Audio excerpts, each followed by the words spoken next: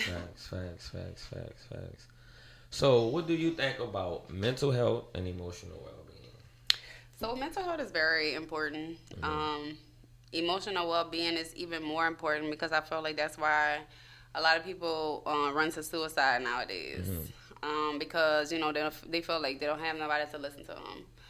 I also feel like a lot of us don't try to help ourselves.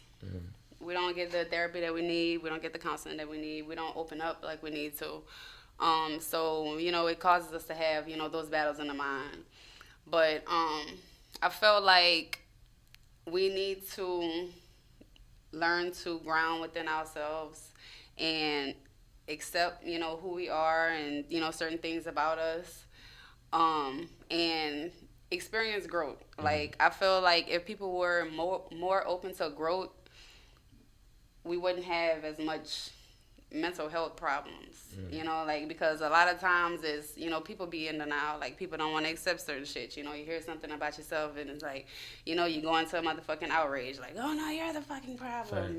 No, man, chill out, it's okay, like let's talk about this, relax. There's another way to go about this. So and also, like, parenting, like, a lot of our parents didn't sit us down and actually, like, hey, like, what's wrong with my baby? Right. Like, what's going on with shit? Like, tell mama like, we didn't have nobody to actually, sit down and open up to.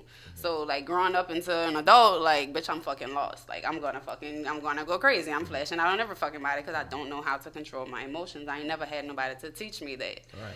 So, like, I feel like, it's different things that play a part into it, but people just have to be open to wanting change. Okay. So I heard you say therapy. Do you go to therapy? No, I feel like me personally. You go to therapy. You don't go to therapy. Hey, no, I'm just saying, like, some people do need it. I've been looking to go to it. That's some people do need it. Like, but me personally, like my biological people, like they suffer with schizophrenia and bipolar and all kinds of shit. I deal with depression and anxiety, but I feel like I can handle myself. Okay.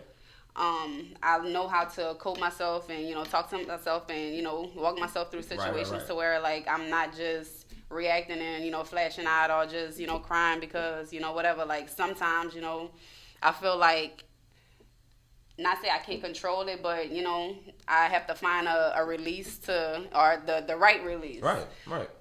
But they didn't try to give me medication and ask me about you want to go talk to this one and that one. I'm like, these people are telling me I'm crazy. They're gonna tell me I'm crazy and I don't have time for this. Yeah. Okay, like I'm not gonna kill nobody. I promise. Okay, like just leave me alone. I'm good.